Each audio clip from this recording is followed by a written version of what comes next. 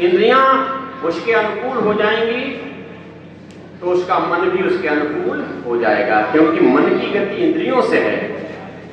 मन इंद्रियों का संचालन करता है, इंद्रियों के माध्यम से ही वो विषय को प्राप्त करता है। स्वयं मन किसी को प्राप्त नहीं करता, इंद्रियों के माध्यम से ही विषय को प्राप्त करता है। इसलिए और आदेश करने वाला कौन? मन ही है। आदेश मन करता है और गति इंद्रियों से करता है। इसलिए हमने इंद्रिय पवित्र करने की परमात्मा से। इंद्रिय हमारी अगर पवित्र हो जाए तो हमारा जीवन ही पवित्र हो जाएगा, क्योंकि अविद्या इंद्रियों के माध्यम से आती है। अविद्या के दो कारण केवल हैं, इंद्रिय दोषाच अविद्या। अविद्या कब उत्पन्न होती है? इंद्रिय दोष आ जाए। अगर आपके इंद्रिय दोष आ जाए तो आपके अंदर अविद्या आ जाएगी। जो कर्म नहीं करने चाहिए वो भी आप करने लग जाएंगे। जैसे आसाराम जैसे लोग, ये इंद्रिय दोष के कारण क्यों हुआ? तो वंडर सब हो। राम रहीम जैसे लोग जेल में हैं, ये सब इंद्रिय दोष। इसलिए शास्त्र कहता है इंद्रिय दोषाच अविद्या। जब व्यक्तिगत में इंद्रिय दोष आ जाता है तो अविद्या उसके अंदर आ जाती है, अज्ञानता उसके अंदर, कुकर्म उसके अंदर आ जाते हैं, दुर्गुण दुर्व्यसन उसके अंदर आ जाते हैं। क्यों? अविद्या का घराना बहुत लंबा है, अविद्या का परिवार बहुत बड़ा है। एक का प्रवेश हुआ नहीं, समझ नंबर बाई आना शुरू हो जाते हैं। और जब तक तुमको धराशायी नहीं कर देंगे तब तक आपका पीछा नहीं छोड़ते हैं। इसलिए अविद्या, यदि हम अविद्या नहीं आना देना चाहते हैं तो अपनी इंद्रियों को दोष मुक्त बनाएं। इंद्रियों को दोष मुक्त कब बनाएंगे? जब वेद जैसे अनुष्ठान को अपने यहाँ कराएंगे और जब सत्संग में आएंगे, जब वेद पढ़ेंगे, वेद सुनेंगे, तभी आप अविद्या से मुक्त हो सकेंगे। दूसरा कोई रास्ता है नहीं। इसलिए अविद्या दोषाचा, इंद्रिय दोषाचा अविद्या। दूसरा कौन सी अविद्या आने का कारण? और भी एक कारण है, आज वो भी हमारे समाज में व्याप्त हो गया है। आज इसीलिए इस नववर्ष मनाने की आवश्यकता है। वो दूसरा दोष क्या है? संस्कार दोषाचा अविद्या। संस्कार हो जाती है। तो आज हमारे जीवन में संस्कारों का दोष आ गया है। हमें पता ही नहीं संस्कार क्या, कुसंस्कार क्या है। लोगों ने शराब पीने को भी सत्संग बताना शुरू कर दिया कि शराब पी तो लेते हैं, कभी कभी सत्संग पड़ जाते हैं, इसलिए तब पी लेते हैं। अब शराब पीने को हमने सत्संग कह दिया तो फिर कुसंग किसको कहेंगे? बोलो, ये क्या है? यही तो कुसंस्कार है, यही संस्कार दोष आ गया। हमें सत्य सत्य का बोध ही नहीं रहा, असत्य को सत्य समझने लगे, सत्य को असत्य समझने लगे, यही संस्कार दोष आ। जब संस्कार दोष आ जाते तो भी अविद्या हमारे अंदर आ जाती है। इसलिए हम अविद्या से मुक्त होने के लिए सर्वप्रथम इंद्रियों को पवित्र करें। हमने परमपिता परमात्मा से इंद्रिय पवित्र के लिए उससे प्रार्थना की और हमने अपने इंद्रियों को सबल संयमी अपने अनुकूल बनने के लिए और मन को पवित्र करने की प्रार्थना की है। इतनी ही प्रार्थना बहुत है, बहुत। यही परमात्मा का सुन ले, इसके लिए हम पात्र बन जाए, हमारा जीवन धन्य हो जाएगा, जीवन पवित्र हो जाएगा। हम जिसके लिए संसार में आए हैं वो फल हमें प्राप्त हो जाएगा, वो लक्ष्य हमारा प्राप्त हो जाएगा, यदि इतना ही कुछ हो जाए। लोग इसको ही नहीं मानते। इसलिए चलिए अब बताइए, ये जो पवित्र सबके पास है जनेऊ, कितने लोग जनेऊधारियां बैठे हैं यज्ञ वेदी पर?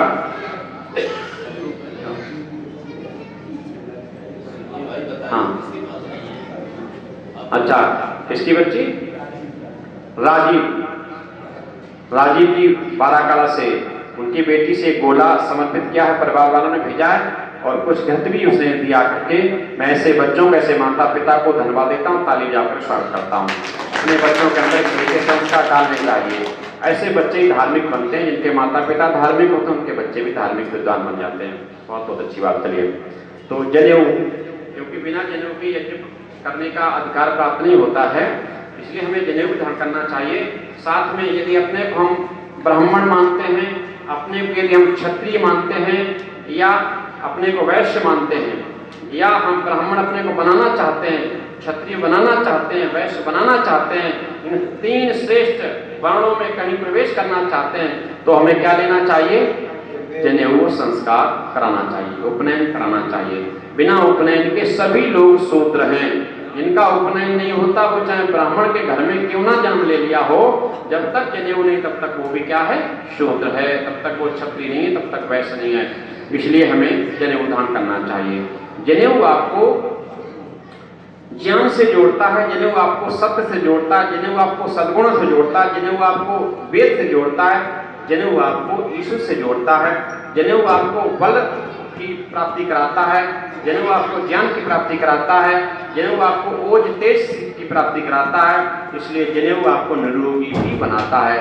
जनेऊ लेना चाहिए। कौन कौन जनेऊ नहीं जिसके पास हैं और कौन कौन लेना चाहते हैं, स्वेच्छा से हाथ उठाएं, कोई जोर जबरदस्ती नहीं है। हम अभी जनेऊ दे दें जबरदस्ती आपका टांग दे दें, फौजी भी टांग देंगे तो उसका अपमान होगा, दुरुपयोग होगा। यदि आप अपने जीवन में हाँ चाहते हो तो जनेऊ आपको लेना चाहिए। बिना जनेऊ के आप आरी नहीं है। आरी कोई जाति नहीं है, आरी कोई जाति नहीं है, आरी कोई ऐसा संगठन मतपंथ भी नहीं है। आरी कहते श्रेष्ठ को, जिनके सदाचार सद्गुण जिनके अंदर आ गए हैं, दुर्गुण छूट गए हैं और सदाचारी बन गया है, वो व्यक्ति आर्य हो गया है।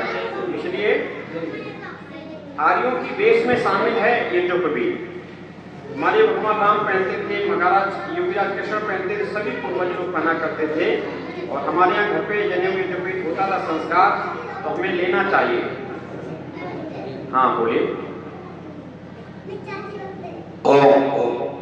आचार्य जी, समाज में ये व्यवस्था फैली हुई है, लोग कहते हैं कि जो जनेऊ पहनेगा उसको बहुत बड़ा उत्सव कराना पड़ेगा, ऐसा क्या है? बहुत बड़ा उत्सव कराना पड़ेगा जनेऊ पहनने के लिए? नहीं, देखिए वैसे तो अगर संस्कार विधिवत कराएं, विधिवत के लिए उपनयन संस्कार होता है, जो वेदांत से पहले, शिक्षा ग्रहण से पहले उपनयन संस्कार है।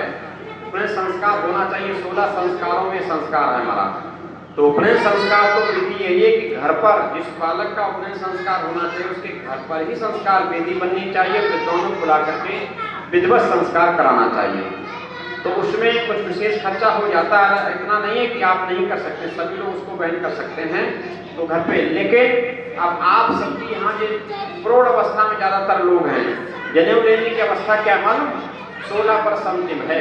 अगर संस्कार करेंगे तो ब्राह्मण, अगर पिता किसी का ब्राह्मण पिता है, उसकी संतान का यज्ञोपवीत 8 वर्ष की अवस्था तक हो जाना चाहिए, क्योंकि उसकी संतानें संस्कारित विशेष होती हैं, इसलिए उनको बचपन में ही सलीका आ जाता है।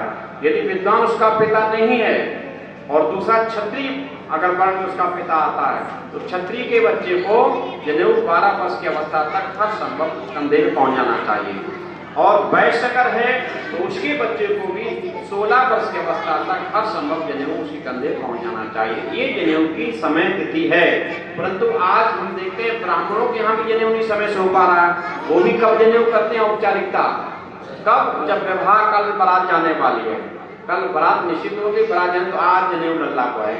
अच्छा बात जनेऊ से क्या लाभ होने वाला, अब लल्ला तो काली थैलिया में लाने लगा बड़ा बड़ा वाला, पैक भी लगाने लगा, सब कुछ दुर्गुण दुर्व्यसन जो आने थे सब आ गए।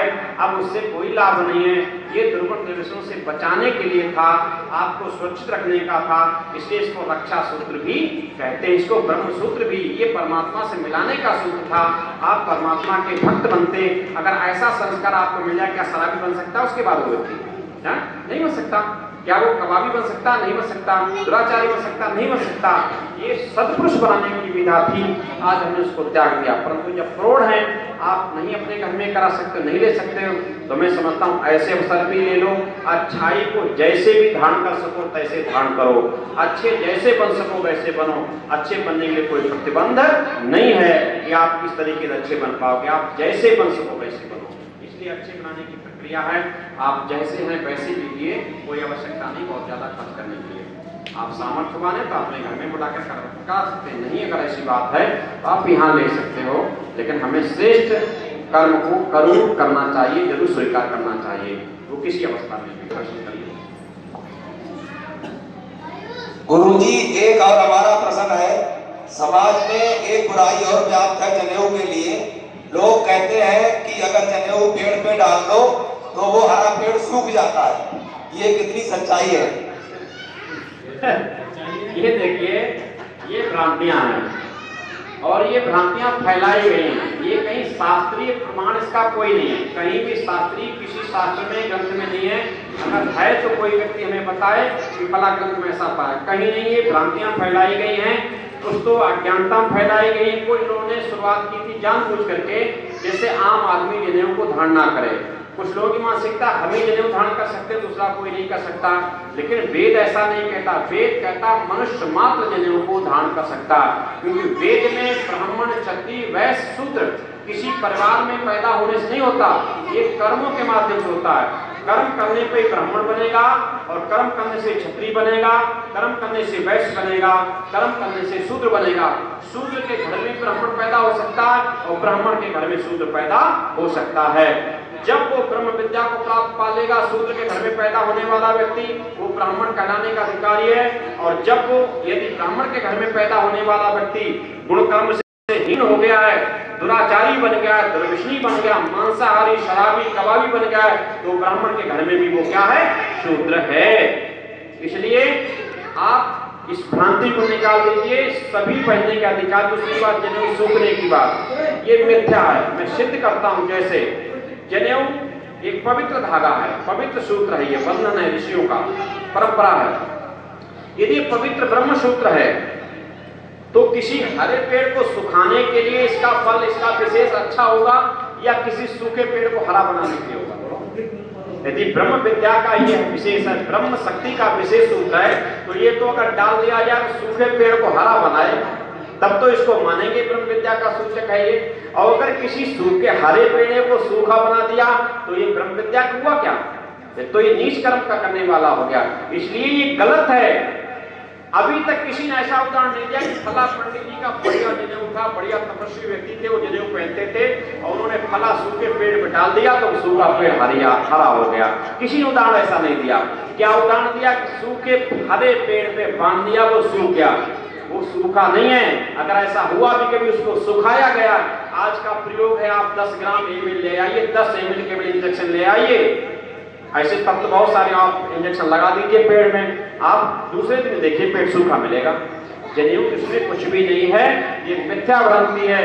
जनेऊ किसी को भी सूखा हरा नहीं बनाता। जनेऊ एक आपका वचन है, जनेऊ एक संस्कार है, जनेऊ एक मर्यादा है। आप इस मर्यादा का पालन करेंगे, आपको लाभ मिलेगा। मर्यादा का पालन नहीं करोगे तो आप जनेऊ धारण करो तो भी हानि मिलेगी, और नहीं करोगे तब भी आपको हानि पहुंचेगी। जनेऊ आपको दुष्कर्मों से, अविद्या से, दुराचार से बचाता है, अच्छा मनुष्य बनाता है। वेद का एक वाक्य है, मनोभाव मनोभाव, ऐ मनुष्य मनुष्य बन। हमें शरीर तो मनुष्य का बन गया, मिल गया, लेकिन मनुष्य हम गुण कर्मों स्वभावों से बनेंगे। जनेऊ मनुष्य बनाने में सहायक है, ये इसकी मर्यादा है, इसका लक्षण है। वो लक्षण को धारण करोगे तो बाकी कोई धागा कुछ भी ना आपका बिगाड़ सकता, ना कुछ बना सकता है। इसके साथ में मर्यादा वेद की है, ऋषियों की जो परंपरा व्यवस्था है, उस व्यवस्था को मानोगे तो आपका उत्थान ही होगा, कहीं पर से पतन नहीं होगा। ये मेरी गारंटी है। किसी को कोई हानि हो जाए जनेऊ पहनने से, आप मुझे बता देना, आजादी मेरी हानि हो गई, कोई पहन सकता है, लेकिन सदाचार आवश्यक है। जो इसके साथ सदाचार बताया गया वो आवश्यक है, वो नहीं करोगे तो आपको हानि संभव है।